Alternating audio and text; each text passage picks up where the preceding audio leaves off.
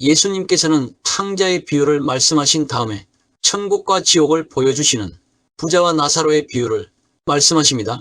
유대인들은 예나 지금이나 사람이 죽으면 하나님의 심판대 앞에 선다는 것은 알았지만 그 이후에는 어떻게 되는지 잘 모릅니다. 그런데 천국의 소망을 알게 해준 비유가 바로 이 비유입니다. 이 비유가 없었다면 아마 영원한 천국에 대한 소망을 갖지 못했을지도 모릅니다. 그런데 이러한 소중한 내용을 귀에 딱지가 않도록 설교 때마다 너무 자주 듣다가 보니까 귀한 줄을 모르는 겁니다. 부자와 나사로 둘 다 죽어서 나사로는 천국, 부자는 지옥에 갔습니다. 한마디로 천국과 지옥을 최초로 그림으로 우리에게 보여주신 비유입니다. 이렇게 비유를 통해서 하늘나라의 왕이신 그분만이 그 천국을 보여줄 수가 있다는 것이 예수님의 비유법의 특징입니다. 그런데 부자의 고통이 뭔 줄 아시나요? 바로 지옥에 떨어졌는데 그곳에서 천국이 자기 눈에 보인다는 것입니다. 아예 갇혀서 보이지 않는다면 죽으면 다 이런가 보다 할 것인데 그게 아니더라는 것입니다. 분명히 죽으면 자신이 지옥에 있다는 것을 느끼게 된다는 것입니다. 그리고 천국이 정말 있다는 것도 뼈저리게 느끼게 된다는 것입니다. 부자가 얼마나 목이 마른지 이렇게 보니까 자기는 도와줄 사람이 아무도 없는데 꺼지 나사로는 보니까 그것도 아브라함의 품에 안겨 있는 것입니다. 그뿐만 아니라 부자가 나사로가 있는 곳이 천국이라는 것을 어떻게 알았을까? 그렇습니다.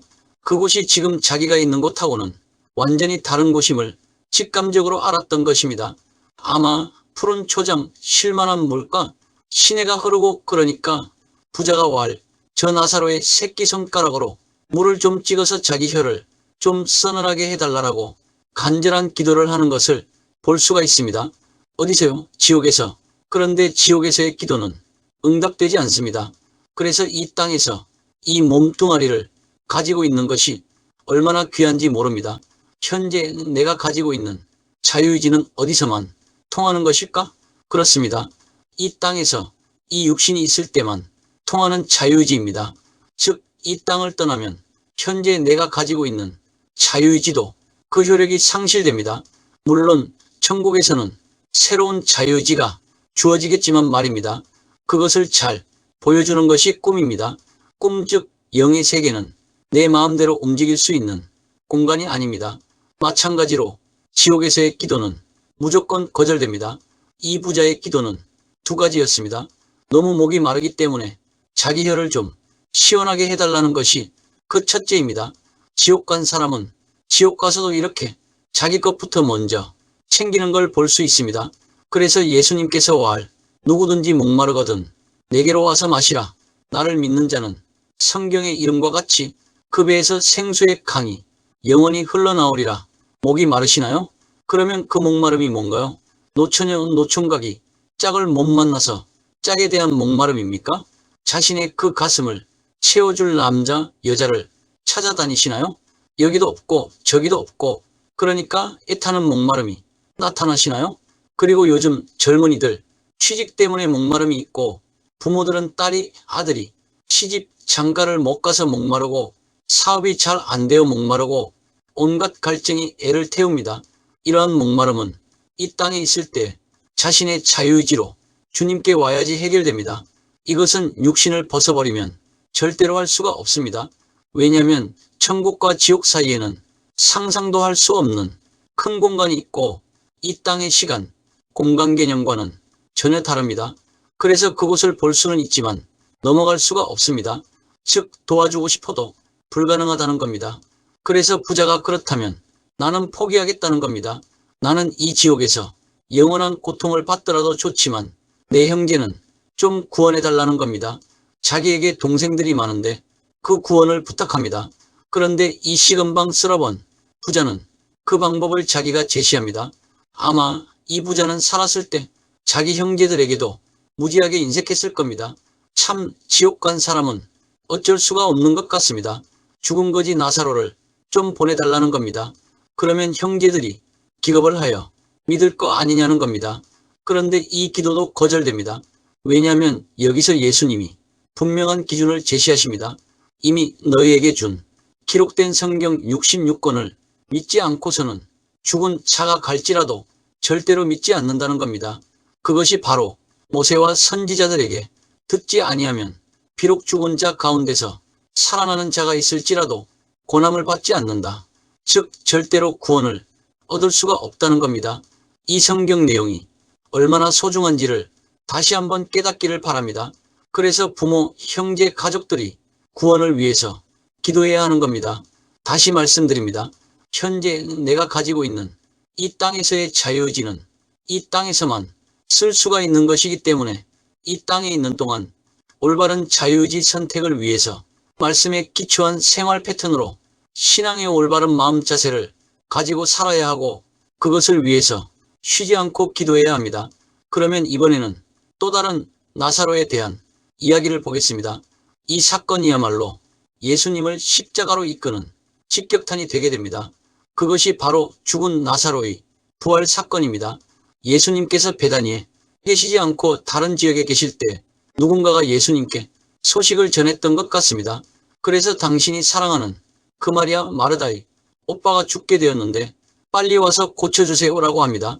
그때 예수님께서 이 병은 죽을 병이 아니라 라고 하시면서 일부러 그 계시던 곳에 이틀을 더 유하시고 이건 예수님이 의도적이라는 것을 말해주고 있습니다. 분명히 예수님께서 이 병은 죽을 병이 아니라 즉 죽지 않는다고 했는데 이틀 후에 갔더니 나사로가 무덤에 있은지 이미 나흘이라 즉 죽은 지 나흘이나 된 겁니다. 그러니까 아까 앞에서 예수님에게 나사로가 병들었다고 전해준 그 사람의 소식을 들었을 때 나사로는 이미 죽었던 겁니다. 그런데 예수님은 나사로가 죽기를 기다린 것은 물론 장례까지 치르고 매장할 때까지도 기다리십니다. 다시 말해서 알면서도 안 가신 겁니다. 그것은 이 일이 하나님의 영광을 위함이요 하나님의 아들이 이로 말미암아 영광을 받게 하기 위함이었다 라고 말씀하신 것에서도 알 수가 있습니다. 다시 말해서 나사로가 살아나는 것이 중요한 게 아니라 이것을 통해서 본인이 십자가로 연결되어야 하기 때문입니다. 그리고 가셔서 마르다를 먼저 만나지요. 그러니까 마르다가 아이고 예수님이 여기 계셨으면 우리 오빠가 죽지 않았을 것인데 하고 막 원망 비슷한 말을 합니다. 그러니까 예수님께서 내 오라비가 다시 살아나리라 라고 말씀하십니다. 나흘이면 보통 시신이 썩게 됩니다. 그런데 살아난다고 하니까 참으로 믿기 힘든 일이었을 것입니다. 그런데 마르다 역시도 참으로 성경에 해박한 여인이었습니다. 예수님 저도 압니다. 마지막 날 부활 때에는 다시 살아날 줄을 내가 아나이다. 그러니까 예수님께서 그게 아니라 나는 부활이요 생명이니 나를 믿는 자는 죽어도 살겠고 무릇 살아서 나를 믿는 자는 영원히 죽지 아니하리니 이것을 내가 믿느냐 라고 물으십니다. 그때 마르다가 드디어 고백하기를 주여 그러하외다. 주는 그리스도시요 세상에 오시는 하나님의 아들이신 줄 내가 믿나이다. 마치 베드로가 한 고백을 마르다에게서도 받아내는 겁니다. 이러한 믿음의 고백 위에서 마리아를 불러서 나사로의 시신을 어디에 두었는지 물으십니다. 돌무덤 속에 두었다고 말합니다. 그러자 돌문을 열라고 하십니다. 그러자 마르다가 주여 죽은 지가 나흘이 되었음에 벌써 냄새가 나는데요. 즉 이건 불가능한 일이라는 겁니다. 이미 썩어서 구더기가 생기고 살이 부패되었는데 이게 가능합니까? 라고 말하는 겁니다. 그러니까 주님께서 내 말이 내가 믿으면 하나님의 영광을 보리라 하지 아니하였느냐 라고 하시면서 우리는 여기서 엄청나게 기도를 하시는 주님의 모습을 볼 수가 있습니다. 아버지여 내 말을 들으신 것을 감사하나이다. 지금까지 제가 하는 모든 말을 다 들어주신 것 감사합니다. 지금까지 내가 하는 모든 기도를 다 들어주신 것을 저는 압니다. 항상 내 말을 들으시는 줄을 내가 알았나이다. 그렇기 때문에 내 기도를 반드시 들어주실 줄 믿습니다. 그러나 이 말씀하옵는 것은 그러나 지금 내가 이 나사로를 살려달라고 기도하는 것은 둘러선 무리를 위함이니 여기 모여있는 이 사람들을 이 제자들과 이 구경꾼들과 이 가족들을 위함입니다. 곧 아버지께서 나를 보내신 것을 그들로 믿게 하려 함이니이다. 곧 이들이 죽은 자 가운데서 역사하셔서 죽은 자를 일으키시는 아버지의 능력을 이들이 눈으로 보아야 하기 때문에 내가 지금 아버지께 이 기도를 드립니다. 이들이 내가 아버지의 아들임을 믿게 하기 위해서입니다. 생각해보세요. 썩어 문드러진 시신이 일어나는 것을 상상할 수 있나요? 무슨 좀비 영화도 아니고 말입니다. 예수님은 앞에서 죽어 무덤으로 가고 있는 관에다가 손을 대서 살리셨습니다. 즉 무덤에 묻기 전이기 때문에 그래도 소망이 있었습니다. 그리고 회당장 야이로의 딸을 살리실 때는 집에 가서 막 죽은 아이를 달리 다쿰에서 살리신 겁니다. 그런데 죽은 지 사흘이 되어서 썩어가는 시신을 잠잔다고 하기는 좀 그렇습니다.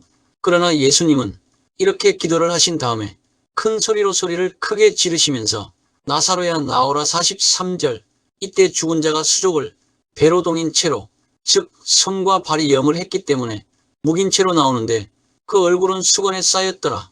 즉 앞면으로 싸서 꽁꽁 묶거든요.